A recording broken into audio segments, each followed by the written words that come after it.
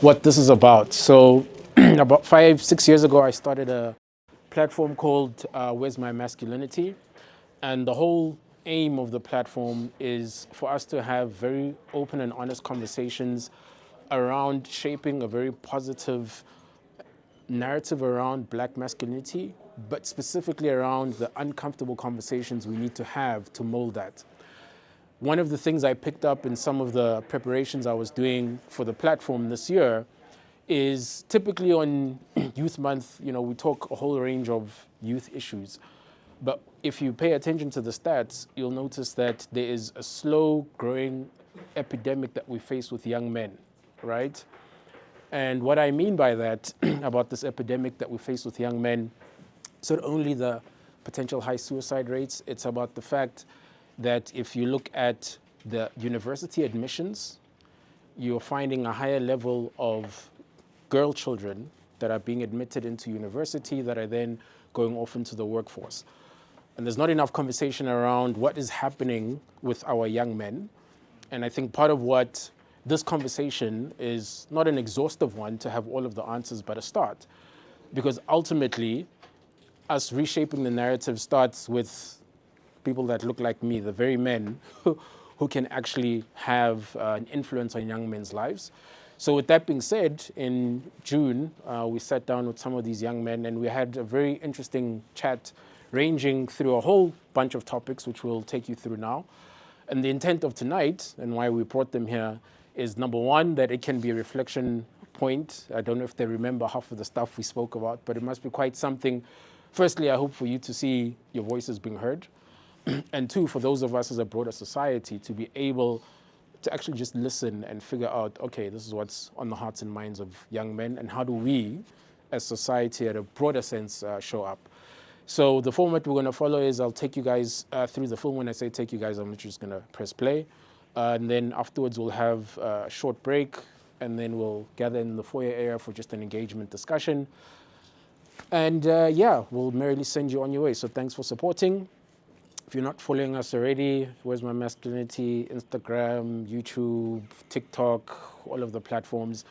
And the long format, well, this full film that you guys are going to see now will be released on YouTube in a couple of weeks' time, obviously for the broader audience to engage, which I hope will be the first of many series around these kinds of platforms that I'm hoping to take around Gauteng and around the country. So, Tony, we can hit the lights. Well, I think that was a very interesting screening, seeing the full film in front of the audience. So my first question, and it's the only question I'll ask, because I had more than enough time with the starring young men. My only question is, how did it feel to basically see yourself on film and have your reflections said back to you?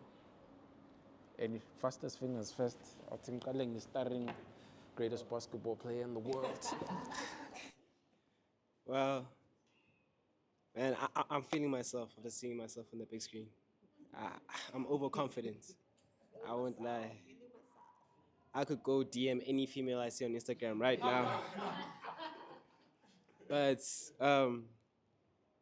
wow, I feel relieved that my message is out there. You know, sometimes I talk about it with my mother, and I feel like it got somewhere because my mom's listening to me. She listens to me all the time when I have something to say. But also sometimes like I understand that she's listening, but some people that need to hear this are my peers, and I can't really say that. And when I try to say it, I seem like an outcast in my school. Thank you. It just it feels good to see my message out there, and looking back on it, it's like, wow, I said that. It's kind of crazy, but yeah, that's all. Even know my name. Yeah. Okay, seeing myself on a big screen wasn't really that wow, because I actually been on a big screen before, because of course my content sometimes people play it on the TV at class and all that. Also been on a Dettol advert before, so something I'm a bit used to. And also I didn't speak that much on the can I call it a podcast? okay, a podcast, but the message my friends spread, I feel like it was a good message. So I'm hoping that once the video is out, the people can watch it and like grasp what they said and all that. And to the friends that came out in support, before I hand over to the audience that's here to ask you guys questions, what did you guys think about what they said? Was there anything that resonated? Yeah, I resonated with a lot of what they said. I think they really like. Oh, I really resonated with what they said. I feel like they got the message across very well, and I support what they said completely. And I'm proud of my friends.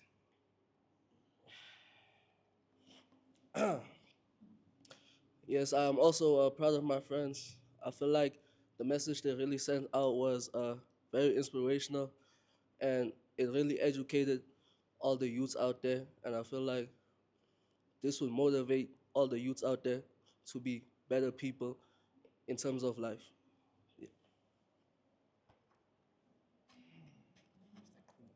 Okay, okay. What was the question again? Based on what you saw, like what your friends said, what are your thoughts? Anything that resonates? You agree, disagree? Uh, to be honest, I resonated with a lot, right? Especially my friend Rambo, when he spoke about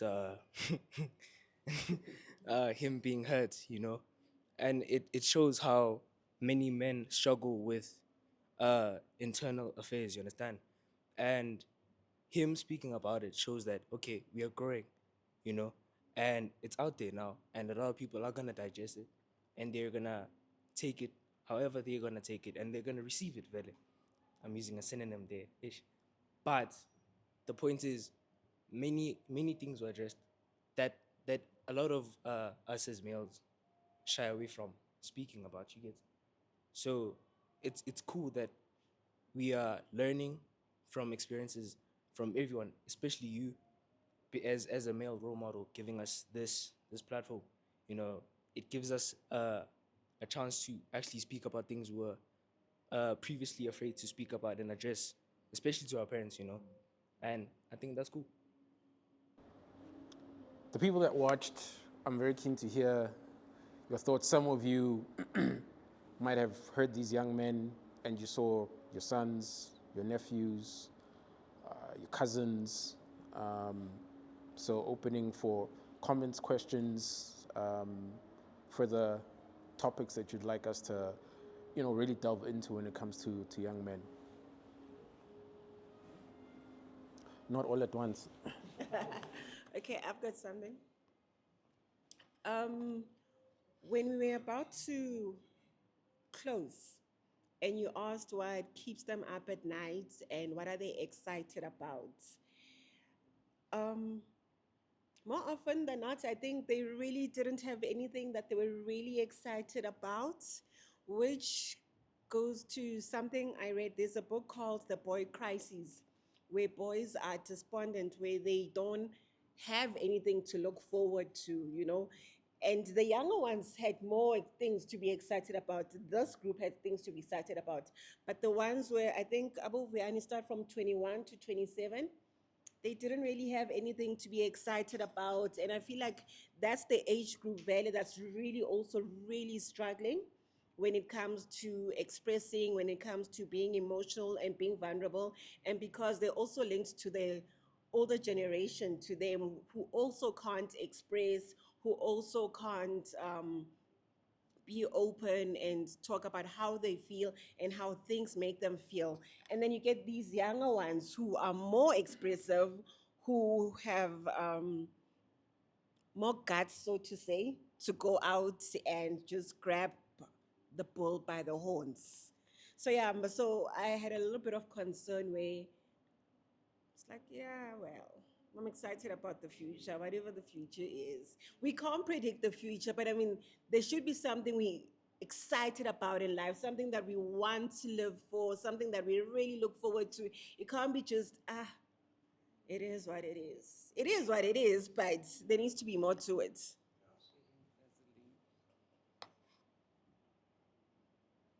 I can say something. Go on, Chess.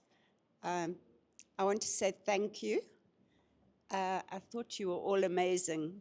I must be honest, I wasn't expecting so much positivity. I really wasn't. And I think South Africans kind of have sunk into this idea that, you know, there's no future, there's no hope, and there's so much of that negativity. And I was expecting some of that. I was also expecting a little bit more toxic masculinity, I have to be honest. And I just didn't see it really. I mean, you are all such kind people, care about your parents, you're good to each other. Much respect, guys, much respect. Thank you. I think I'm just very proud of these guys. You know, being as young as you are, I feel like there's a lot of maturity. You guys have goals. I just don't think I was this intelligent back then, you know? I'm super excited about seeing what's going to come through. I'm just concerned that I feel like there's a gap between, you know, my generation and your generation, and we just need to bridge it. We just need to find a way on how do we speak to each other, how can we get our lessons to you guys quicker. You know, I think, you know, I feel like we look to you. I honestly had a feeling that we kind of look to you to bring about change to society, you know, and society needs men for it to work. So just keep at it, guys. Quite excited and very proud. Yeah.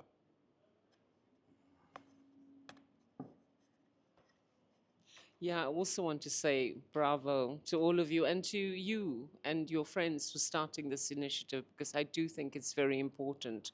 I think we've done a lot, and I'm a gender activist and a feminist, and we've done a lot in the last 31 years to advance the cause of women and girls.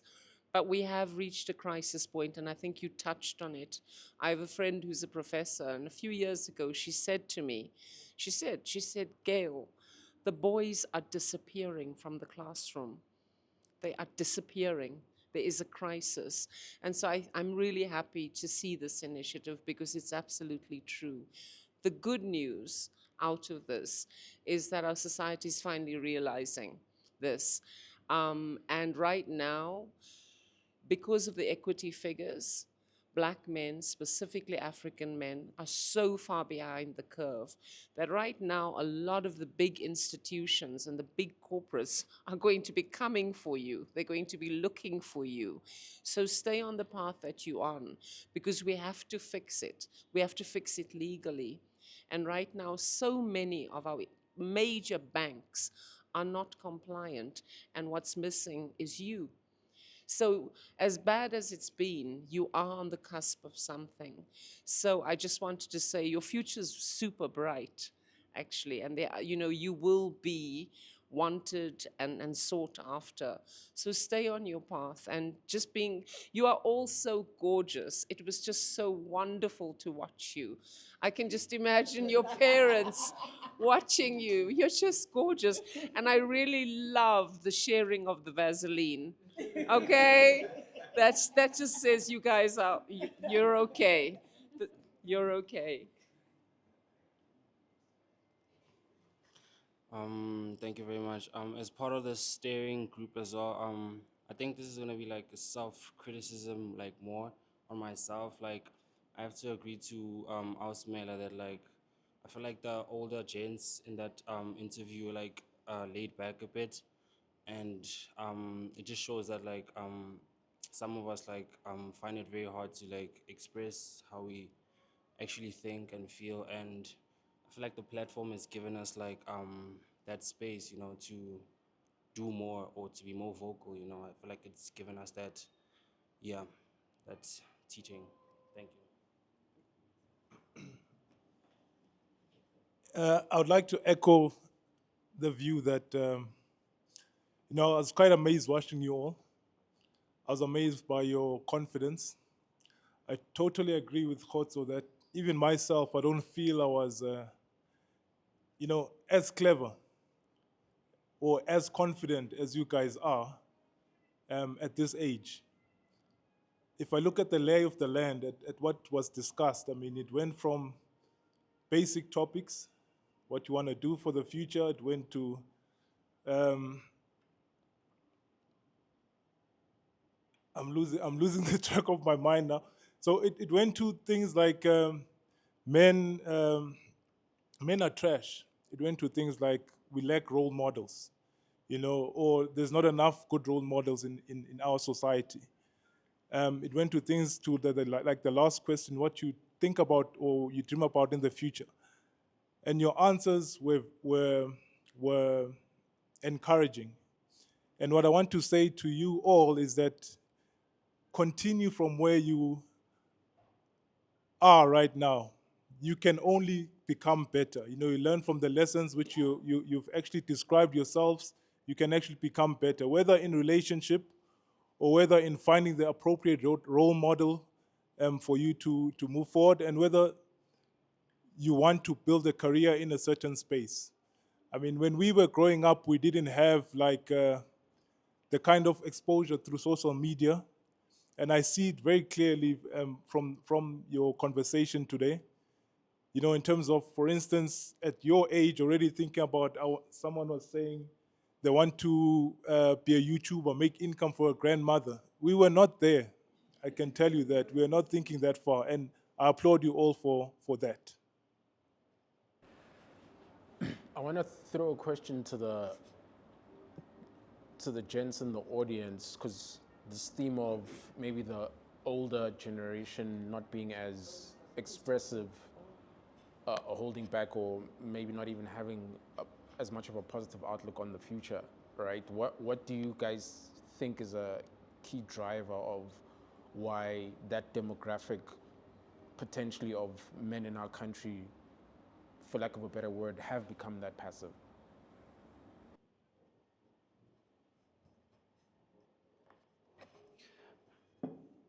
Lindsay, I think we have become a lot passive. I think yesteryear a generation was 30 years apart, right? Now a generation is like 10 years apart, you know. So it's growing closer and closer, but I think we were exposed to maybe stuff that our parents were exposed to. Some of those stories were maybe quite horrific, and traumatizing. And maybe we've taken some of that on, whether it's racial or about the country and so on, and we've taken it on ourselves, right? And maybe we didn't have the information to think differently, And for myself, I don't think I had role models who freely kind of gave information. You kind of are having to find information. I almost feel like, I'm having access to information at the same time as the younger generation is having information. I'm also finding out as we speak. So yeah, I think that's kind of played a part. Even in work, you kind of see disparities or people being treated differently. You have to work 5 times harder and so on. And we've kind of taken it on, and I think the newer generation is just like, I'm not having it. We all equal and that sort of thing. So it's a very difficult thing to change. So I think a lot of it can kind of be executed by the younger generation, but, just taking on what we know and say, I took 10 years to learn this, but, here's it on a platter, and I think these guys can really run with it. Yeah, that's kind of from my side.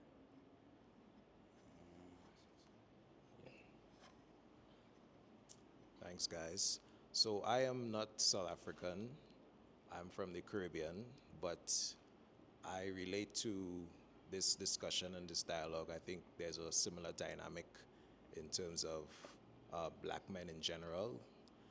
It has never been easy to express ourselves and to articulate our feelings or emotions, even amongst our peers. We think that people will either judge us or talk about us behind our backs or give us really terrible advice, which is, some things that happen. So, as brother just said, we also now learning how to express ourselves, even at this older age, in terms of feeling comfortable enough to just share what we're going through, what we're dealing with. So, it's really inspiring to see younger generations so easily adopting this, whole concept of sharing and supporting their friends. So yeah, I really would love to see this platform expand and continue to do all of this positive work. Thanks.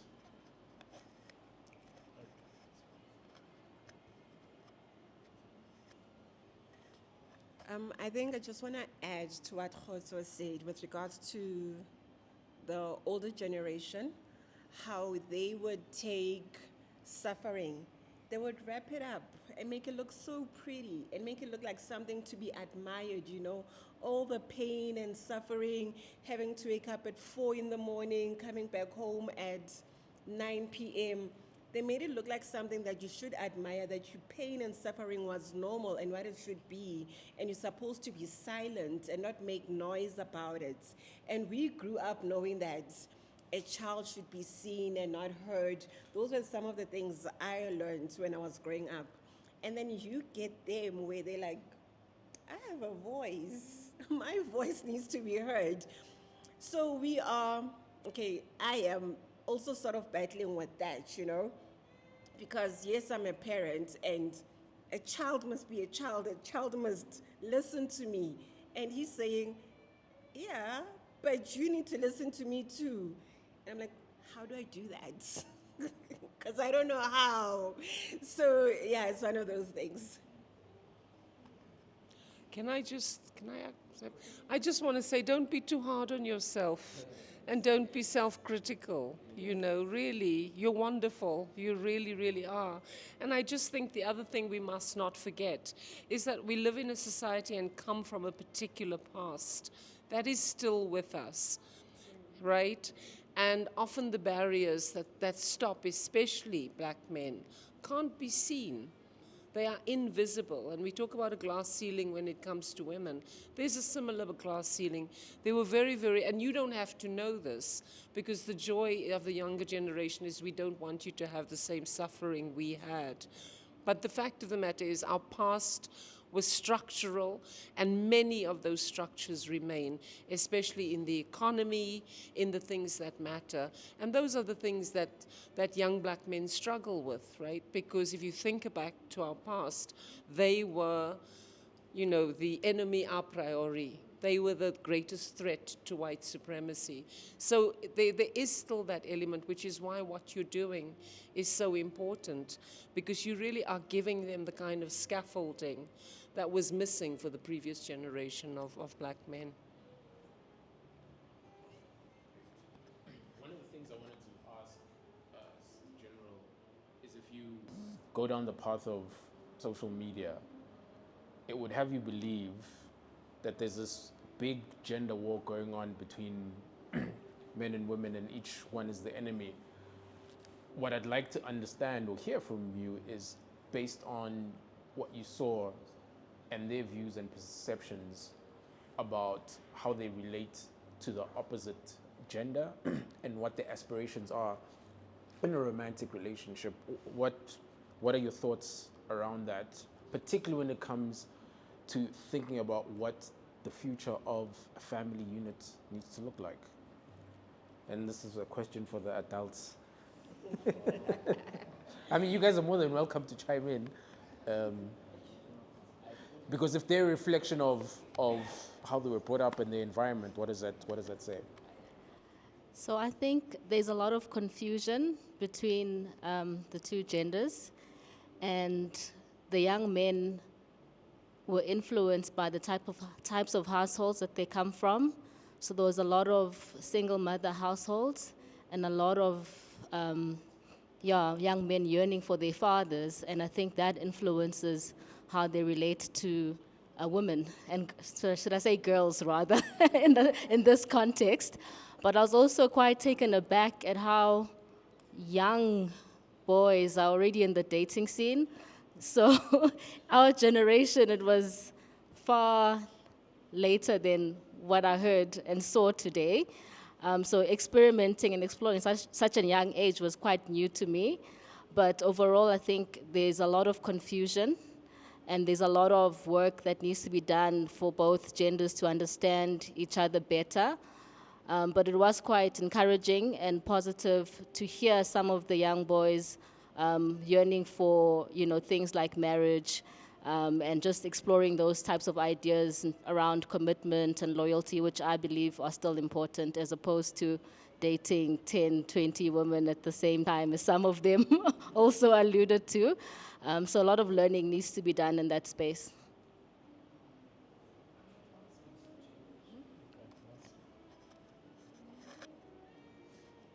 I think the fact that there was such a high awareness of the men is trash issue shows that the whole gender issue is very much on, like for them, it's really important.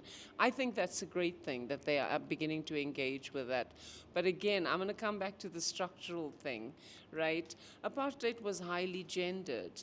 And so it didn't just set up a racial hierarchy, it set up a gendered hierarchy. So it put black men above black women and made black women perpetual minors and children in relation to, and it set up that violent system.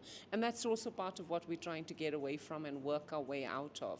So just to come back to that, it's not that the way that we get reported on as a country is as if black men are somehow inherently flawed, that violence is just built into them. It's not. It was created. There was this structure. When you have inequality, you inevitably have violence. You need violence to keep an unequal system going. So I think we are working out those things in our society.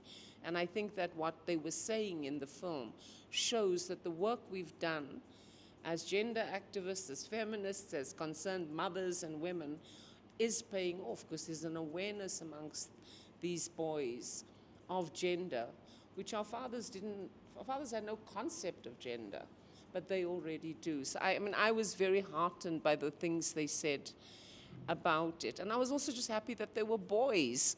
They were giggling, they were laughing, they were nudging each other. Because if we squash that out of them, we take away an important part of what makes them so special.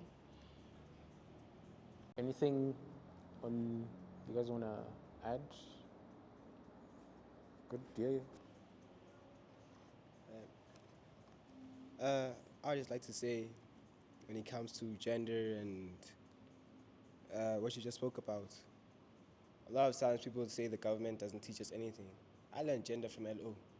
I learned most of the stuff about man, woman, and all this drama from life orientation from my teacher, Mr. Basson.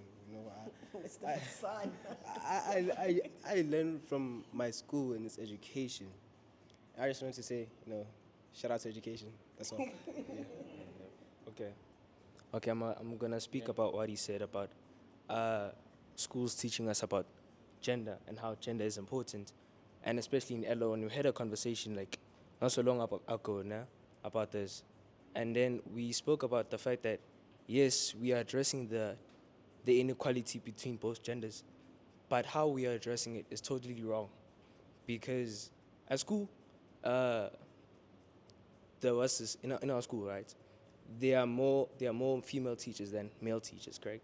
So there's a limited ratio of male role models that we can look up to, you see. So in schools, we tend to see a lot of female favoritism, you see. Same thing as the hairstyle issues. We spoke about this. Females in our school are allowed to do boy haircuts, but when we ask to do cornrows, we are not allowed, which is quite unfair, you understand? Because how can you say, in a workplace, females must get the same wages as males, and males must get the same. You mustn't show favoritism. BEE laws must be enforced. But then when you create this mindset at an early age, and you be like, okay, girls, you can do 1, 2, 3, 4. Boys, you can't do 1, 2, 3, 4, 5, 6, 7, 8, 9, 10, 11, 12, 13, 14, 15, 16, 17, 18, 19, 20. You understand? They are putting a certain limit on us, you see. And I know it's essential to empower females as well. But now they are fixing the hierarchy in a imbalanced way, because now they're empowering females, but then us as males, we are getting left behind. And I also saw this back in primary school when females in grade 6 were called to the hall, and they were gonna be taught about their periods and whatnot, and we were excluded. And then when a specific girl, oh, what's her name? I'm not gonna name drop. Yeah, yeah, yes. She had her first period and blood leaked, and we were like, hey, something's happening, and we don't know what it was because we were excluded. And then the teachers now gave us demerits because we made her feel bad, and we were like, but you never taught us this. So how do you expect us to understand these issues if you also exclude us from these things? And how do you expect yourself to grow if you don't actually try to understand our agenda and our issues? You see, that's my 2 cents, I guess. I saw a hand up that wanted to. Was it you? Yeah, go ahead. Man, if I'm honest, by what he said, I inspired me. I won't lie, yeah, he inspired me because I feel the exact same way. You know, I just can't stand it. Like, it's just that when it comes to periods and such, LO is gonna tell us only in grade 9 they told us like, okay, women have periods. I had to find out on my own, all the way until grade 9. You know. We'll talk about that later. But I only found out until grade 9. And they didn't give us any detail about it. They just said, women have periods, they bleed, that's it. So, until my mother brought me and my friends to a pad run, a sheep how her thingy. If I wasn't surrounded by a person like my mom, who's out there and teaches boys all these things, I wouldn't know anything, And I was talking to a girl the other day about periods. I always seen it as a taboo thing to even talk about it, as something that should not be talked about because that's what school taught me. But what my mother exposed me to, like those organizations, and told me like, yo, periods are like this, and that. This is what happens in a woman's body. Then I talked to a girl about it, and she told me like, no, it's not that big of a deal because it's something natural. And not to say like men are making it seem like it's a disgusting thing. Maybe it was us, no, back then. But now, like, how it's unfair that we don't know so much, because I want to help. Everyone wants to help. We all want to help, but we don't know how to help. We are seen as weirdos if you try to be like, yo, what's going on? Yeah, we're seen as perverts. In class, I remember in grade 9, there was a girl going through something in Sunwood, right? She was open. She was telling me like, yo, I'm on my period. So now I'm running to my mother because it was a teacher's conference. I ran to her mom like, Mama, this girl's on her period, help me, right? And she helped me. And I knew what was going on because of my mother, but in a situation where I didn't have my mom, I would know nothing, and it would seem so unfair for me, because women know everything about men. We have nothing to hide. It's in the LO books. The whole of LO, last year we were learning about the genitals of men. That's all. In natural science, it was just genitals of men. I was confused. Also, like, some of the guys are like, where are the girls at in the textbook? Where are the girls at? But at the same time, where are the girls at, man? Where are the things about periods? Because I'm lost as well. And yeah, that's I think, made girls more quiet about their struggles as well. It made them, like, it was built in. Hey, keep quiet. Like, keep your struggles to yourself. Don't tell a guy, tell a girl, but don't tell a guy. But yeah, that's it.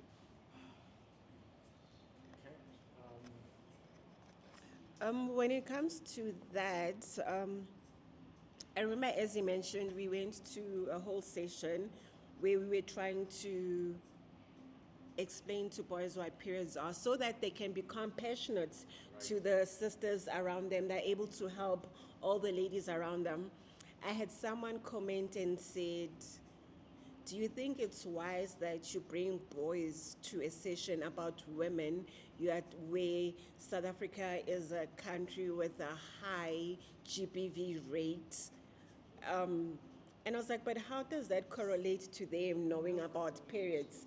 I actually got not so great comments with regards to me taking boys to sessions where they get to learn about periods. So I think when it comes to certain things, we still have a lot to unlearn and learn with regards to both genders, man, with both to male and female, because we think men are devoid of feelings. Like, you got dumped, you'll get over it. And it actually hurts much deeper than they are willing to admit. But we just dismiss it as like, men don't hurt as much. And men also dismiss certain things about us as women. So I just wish we could get to a point where we call it a truce, both genders, stop the gender war, and just start afresh. Yeah.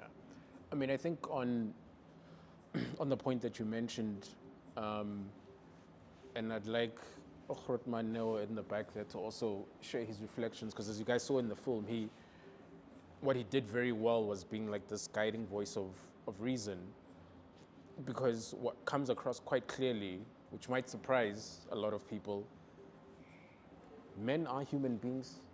Men actually feel. They actually feel, right? You know, the fact that someone says, I empathetically know that the only way that this man is going to open up to me is when he's drunk, and that's when it's going to come out, already tells you, right? Whereas it's to the point that you mentioned earlier, there's almost like this presupposed belief that, you know, there's no feeling, there's no emotion, you just take it as it comes and all that kind of stuff, and there's like a whole lot going on.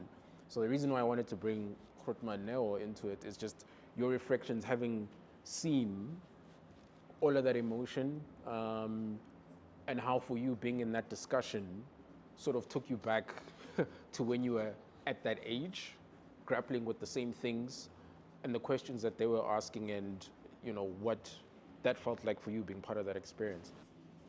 Yo, that's a heavy one. Okay, tricky. Let me scale back. Okay, so one of the things that were mentioned is about how they're a lot more confident than we were, and someone did mention that they have a lot more access to information than we had. The problem is they don't have the same filters because they don't have role models. So there's a lot of options and things that they can do, but they never know which way to go, so they end up being misguided and going in the different directions. So it was great to see that a lot of them do have like an overarching mission of being like, okay, at least I don't know what exactly I'm going to do, but the end goal is I want to feed my family, so at least they've got that guiding light. So that made me happy, because then when we look at the case of there's classrooms getting emptier and emptier, it's like, okay, we are filtering, like that we're losing a lot of boys, but the ones that are still there at least are on the right path. So that at least gave me a little bit of hope. Now I forgot the other question.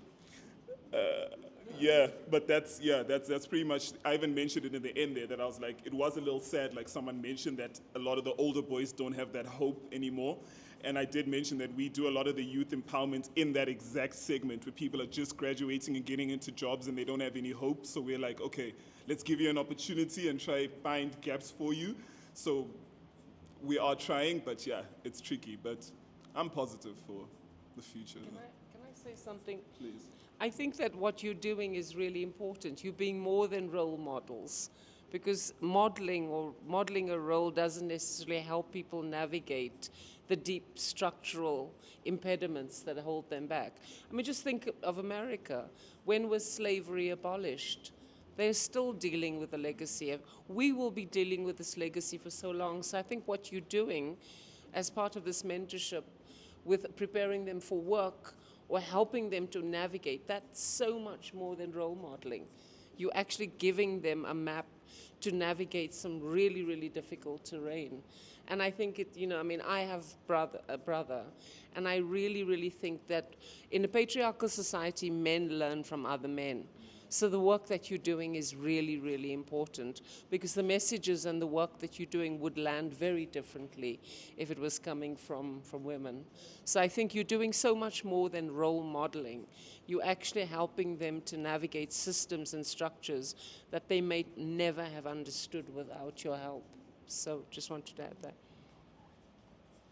Cool. Conscious of time. Any closing comments, remarks, questions?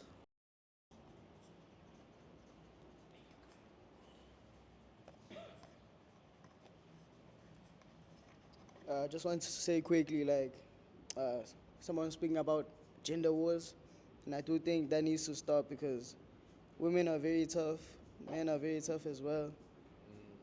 I love our women, we love our women. I think it should just be love for human beings in general. Shouldn't be a division, too much of a division between male and female. It's just all human beings under God. That's all I want to say.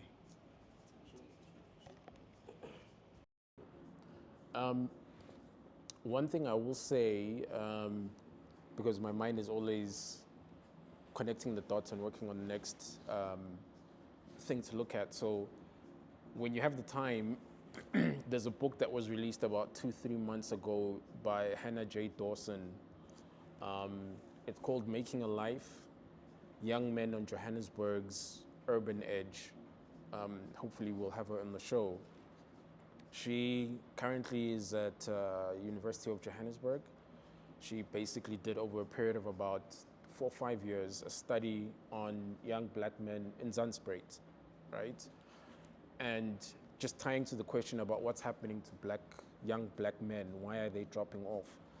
What you found in Zandspruit is a lot of young black men, because of the pressures of having to be a provider, of the expectations of you need to have money and all of this kind of stuff, get to a certain point where, because of these expectations, they're like, I probably am better off getting out of the system and trying to hustle, right?